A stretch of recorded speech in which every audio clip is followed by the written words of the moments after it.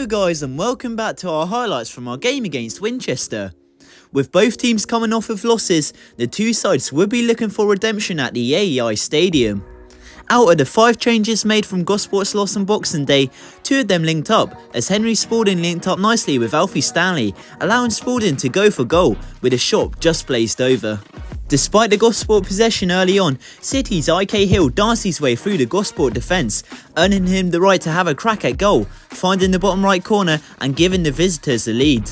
Thriving from confidence, Winchester was soon to make it too. Smith charged down a Stanley shot, winning possession and working his way up the pitch. The midfielder later switched to Hill open in space, and with a tidy finish, the goal scorer got his brace. Taken just 10 minutes after the restart, Winchester further cushioned their lead. Adam Parks gifting a pass straight into Caborn meant the attacker could pass the ball into the back of an empty net in an easy finish. The goal prompted Pat and Joe into making 5 changes in one badge. One of the substitutes helped give Gosport a late lifeline, following a penalty after Dutchy Hollins was pushed in the back by Wilkie. Up stood Ashley Yearwood, who slotted past Kearney in Gosport's first goal of the night. However, Craig Davis's men did just enough to deny the remaining Gosport chances, with it finishing 3-1. I spoke to both sets of managers after the game, and starting with Craig, here is what he had to say. Hi guys, I'm James McIntosh and today I'm joined with the Winchester manager, Craig Davis, after a 3-1 win over Gosport Borough. Craig, you must be really pleased with that one. Yeah, look, I'm really pleased. I'm so pleased because, I think Gosport are a very, very good team. They're on the fringes of the playoffs now, a couple of games in hand, and we're fighting for our lives a little bit. We've had a tough season and, we had a lot of injuries and we're starting to get them back now and we're starting to see the real us. So yeah, really pleased today. And IK Hill, he looked outstanding. Yeah, he's on a rich vein of form. He's been with me actually for 7 years now, the whole time I've been at the club. So sort of been in and out of the team. He's really kind of finding his form. He's still only young, mid-20s, or 22, 23, 24. And yeah, he's in form of his life at the moment. And it looked like Winchester came with a game plan today. So obviously 2 of the goals came from a counter-attack. And we were saying in the press box actually, every counter-attack you did, it was clinical. And was this something you've been working on in the training grounds? Yeah, well, we've tried to get ourselves looking at sometimes having 2 up front and being a little bit more, 2 banks of 4 at times defensively. And we thought that the shape that Gosport would play would enable us to catch them on the break, and it happens. Yeah, it works for a T. So yeah, really pleased. And what do you need to keep this form of going now? Just keep going. It doesn't get any easier. Dorchester away is hard, so we've just got to keep going. With 4 wins in a row away from home now, and I think we are set up to play away from home the way that we are on that counter. So yeah, we've just got to keep it going really. And just all the best to Gosport. I really got a lot of respect and time for Gosport as a club, and I like the 2 managers, and I hope you go on to reach them playoffs again. Oh, brilliant, and thanks for your time, Craig. Pat, I'll start with you. Sometimes these games just happen, but what went wrong today, in your opinion? Yeah, it's hard to put your finger on it, I think. What went wrong, mainly we weren't ruthless enough. I think we had 20 plus shots today in the game before they scored their first goal in the 30th minute. I think we've had 4 chances you'd expect us to score. They had their chances and finished them well, counter-attacked well on us.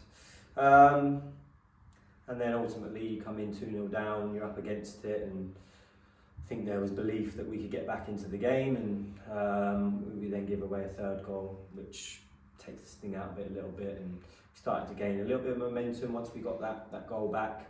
But I think ultimately it was too late and it was a mountain too high to climb in the end. So yeah, it's a game, it's a strange game. We're just saying it's one that you need to sort of figure out what we could have done better. But I think those sort of games just happen. Give credit to Winchester. I thought they had a game plan that clearly worked for them, and they deserved to win, I think, in the end. And Joe, what Pat just said there, I'm sure the viewers will know this, but it really linked up to what Dave said, the Winchester manager. Felt like after the 3rd goal, the Gosport players' heads just dropped a little bit, and did it almost feel like that was the end point at that point, even though it was quite early still?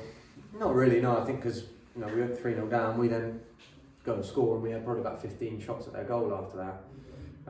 So I wouldn't say the heads dropped at all, to be honest. I thought it's difficult. You get frustrated at that moment, especially with the type of goal we conceded. We were 2-0 down, and we probably felt in some ways we didn't deserve to be 2-0 down in some ways. And then the way that we conceded the third, obviously, it's a mistake from Parksy. We've got no problem with that. He's kept 5 clean sheets or whatever in the last 6 or 7 games. So, we'll take a mistake from him here and there if he keeps keeping the clean sheets. But once that happens, it's frustrating because you feel like, okay, like Pat said, you've got a bit of a mountain to climb. But I actually thought the boys rallied quite well. The last 25 minutes was probably played in their half, as you'd expect, because they obviously dropped off to protect the lead. But our boys' heads don't really drop ever, to be honest with you. I've not really seen that.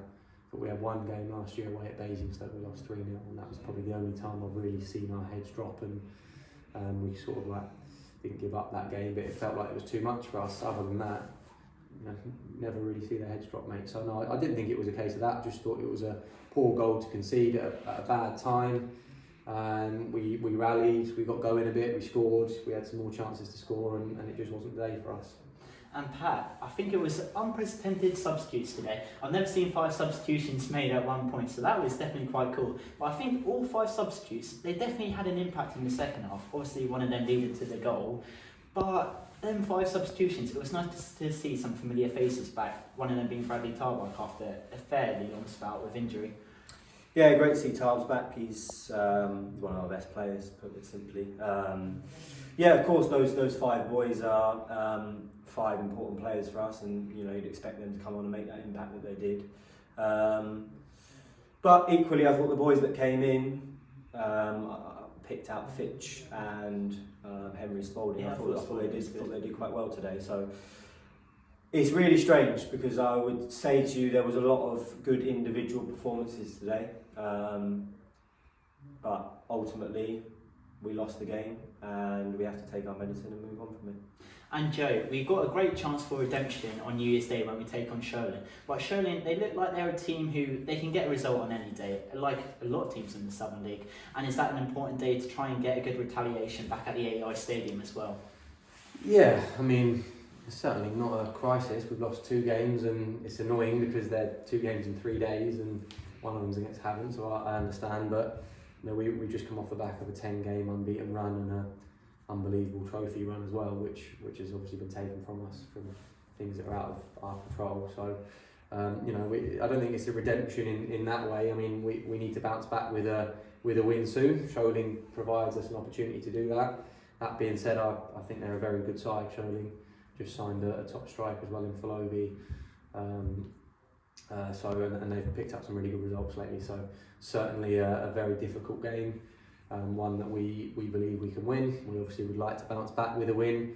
I genuinely think if we take a lot of the aspects of today's performance into that game against Sholing, I think we'll have a good chance of winning the game.